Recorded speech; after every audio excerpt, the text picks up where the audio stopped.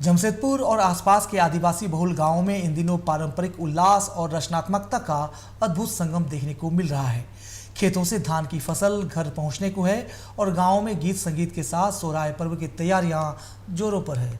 20 अक्टूबर से शुरू होकर ये पर्व 5 दिनों तक मनाया जाएगा। सोहराय पर्व को सोहराय पेंटिंग ही पहचान देती है।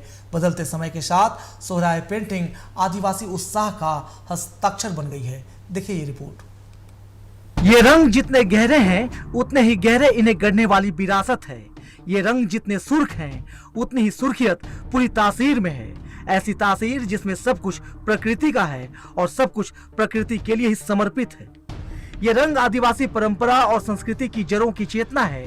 ये रंग आदिवासी संस्कृति और आदिवासी अस्तित्व और अस्मिता का उत्साह और उत्सव है। ये रंग आदिवासी विरासत की अमिट दस्तखत है, जिसने अपने बूते, अपनी यात्रा गढ़ी, अपनी कहानी गढ़ी और जल जंगल जमीन के साथ हजारों सालों का अपना इतिहास रचा।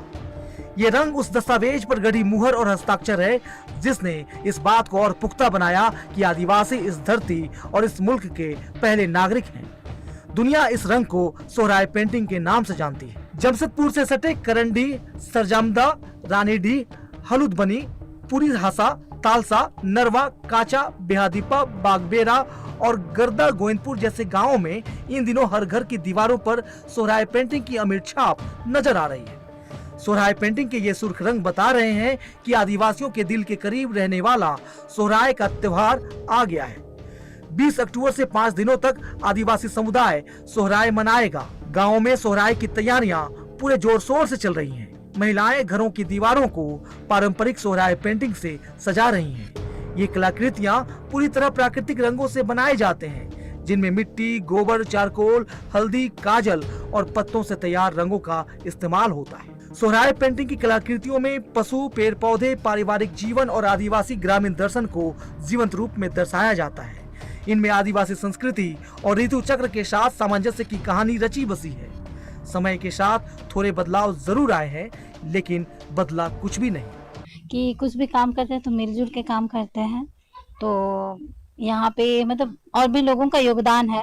ये खासकर हम लोग सोहराय पर्व होता है, जैसे अभी आने वाला है 20, 21, 22, 23, 24, 25, तो इसमें मना क्या होता था ना, दादी पर दादी लोग एक हम लोग जैसे मिट्टी का घर होता है, तो मिट्टी के घर में वो लोग अपने वो दातुन चबा चबा के अच्छा से वो हाथी घोड़ा ये सब बोल सकते हैं कि ये हम लोग के पूर्वजों की देन है, तो वैसे बनाते थे। पर अभी तो जनरेशन थोड़ा चेंज हो गया है और हम लोग अभी मॉडिफाई करने लगे हैं, तो अभी ब्रश आ गया।